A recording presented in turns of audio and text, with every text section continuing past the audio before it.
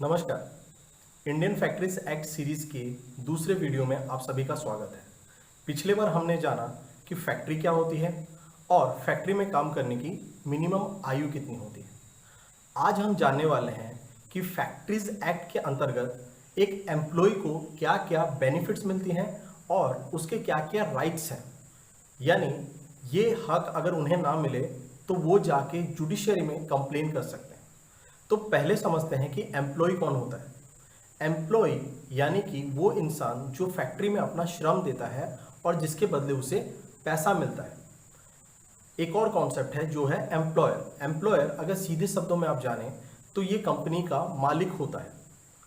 एक और चीज़ है जो एज पर इंडियन फैक्ट्रीज एक्ट बताता है, वो है ऑक्यूपायर।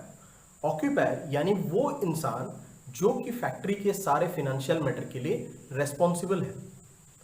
अब मैंने आप सभी की सुविधाओं के लिए इन सारे राइट्स को 5 ब्रॉड कैटेगरी में डिवाइड कर दिया है, जिसे याद रखने का सरल तरीका है 2WHSL। तो चलिए जानते हैं ये 2WHSL क्या होता है। पहला W यानी कि वेलफेयर। फैक्ट्रीज एक्ट कहता है कि आपको आपके एम्प्लॉय के लिए उनके वेलफेयर का भी ध्यान रखना पड़ेगा। जैसे कि अगर आपके यहाँ 150 एम्प्लॉय काम करते हैं तो आपको उनके लिए मिनिमम एक रेस्ट रूम बनाना पड़ेगा जहां वो ऑफ वर्किंग आवर जाके रेस्ट ले सकते हैं। अगर आपके यहाँ 250 जन काम करते हैं तो आप बाउंड हो जाते हैं अपने फैक्ट्री में कैंटीन फैसिलिटी प्रोवाइड करने के लिए। अगर आपके यहाँ 500 एम्प्लॉय काम करते हैं तो आपको अपने फैक्ट्री का एक एम्बुलेंस रखना पड़ेगा। इसके अलावा महिलाओं के लिए ये बात करता है कि अगर 30 महिलाएं काम करती हैं फैक्ट्री में तो आपको उनके लिए क्रैचेस की फैसिलिटी देनी पड़ेगी। ये था वेलफेयर। नेक्स्ट W यानी वर्किंग आवर्स के बारे में। वर्किंग आवर्स जनरली 2 कॉन्सेप्ट के बारे में बात करता है। पहला ब्रेक, दूसरा ओवरटाइम। ब्रेक यानी ये कहता है क्योंकि फैक्ट्री में आपका फिजिकल लेबर होता है तो इस वजह से हर 5 घंटे के बाद आपको मिनिमम हाफ एन आवर का ब्रेक देना पड़ेगा। आप सभी ने ओवरटाइम का कॉन्सेप्ट जरूर सुना होगा। ओवरटाइम के कॉन्सेप्ट पे इंडियन फैक्ट्रीज एक्ट बताता है कि अगर कोई इंसान 9 घंटे काम कर चुका है उस पर्टिकुलर डे में तो उसके बाद अगर आपको उसको रोकना है तो आपको उसको ओवरटाइम देना पड़ेगा, जो कि नॉर्मल रेट से ट्वाइस होने वाला है या ट्वाइस फिक्स्ड है। मान लीजिए आप अगर काम करते हैं, आपके 1 घंटे पे आपको 100 रुपये मिलता है, तो अगर मान लीजिए प्लांट में ज़रूरत है और आप 10वां घंटा रुके हैं तो उस 10वें घंटे के लिए आपको 100 की जगह 200 रुपये मिलेगा। ये बताता है इंडियन फैक्ट्रीज एक्ट। अब H यानी कि हेल्थ। इंडियन फैक्ट्रीज एक्ट कहता है कि आपको आपके एम्प्लॉय का हेल्थ का भी ध्यान रखना पड़ेगा। अब उसके लिए आप क्या कर सकते हैं? सबसे पहले आर्टिफिशियल ह्यूमिडिफिकेशन। आर्टिफिशियल ह्यूमिडिफिकेशन यानी आपको पंखे लगाने पड़ेंगे, आपको कूलर्स लगाने पड़ेंगे ताकि उनको फिजिकल लेबर करते वक्त में थोड़ा सा रिलीव हो। इसके अलावा ड्रिंकिंग वाटर फैसिलिटी, आपको प्रॉपर ड्रिंकिंग वाटर फैसिलिटी उनको प्रोवाइड करना पड़ेगा। इसके बाद आपको यूरिनल्स प्रोवाइड करने पड़ेंगे, आपको प्रॉपर लेट्रिन्स प्रोवाइड करने पड़ेंगे, उनके बाथिंग का प्रोविजन रखना पड़ेगा, उनके कपड़े धोने का प्रोविजन रखना पड़ेगा। इंडियन फैक्ट्रीज एक्ट यहाँ तक कहता है कि प्रति 40 दिनों में आपको यूरिनल्स और बाथरूम को व्हाइट वॉश भी कराना पड़ेगा। अब आगे बढ़ते हैं एस के तरफ में। एस यानी सेफ्टी। इंडियन फैक्ट्रीज एक्ट या फैक्ट्रीज में सबसे इंपॉर्टेंट प्रोविजन आ जाता है सेफ्टी के बारे में। ये कहता है कि जहां डेंजरस मशीन्स लगे हैं उनके चारों तरफ में अनऑथराइज्ड एक्सेस ना हो सके।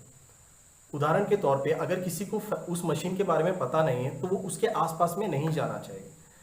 ये प्रोहिबिट करता है वुमेन और चिल्ड्रंस को फैक्ट्री में डेंजरस मशीन के आसपास काम करने के लिए। दूसरा ये मेन टॉपिक पे बात करता है, ये है आपका प्रॉपर फेंसिंग ऑफ मशीन।